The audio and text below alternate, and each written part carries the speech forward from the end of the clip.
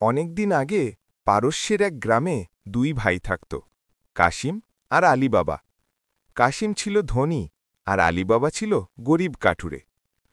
একদিন আলী বাবা জঙ্গলে কাঠ কাটতে গিয়ে হঠাৎ একদল ডাকাতকে দেখল। সে ভয়ে গাছে লুকাল।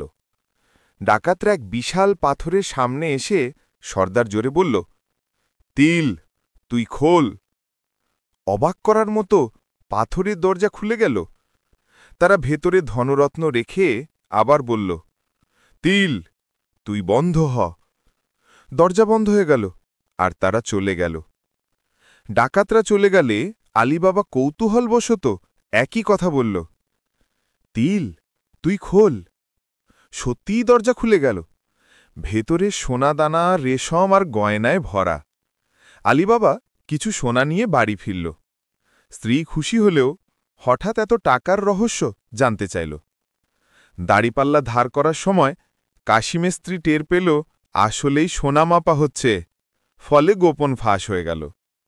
লোভী কাশিম তাড়াতাড়ি গুহায় গিয়ে বলল, তিল, তুই খোল। দরজা খুলল। সে ব্যাগ ভরে সোনা নিল, কিন্তু বের হবার সময় মন্ত্র ভুলে গেল। সে বারবার বলল, গম খোল, চাল খোল, কিন্তু দরজা খুলল না। ঠিক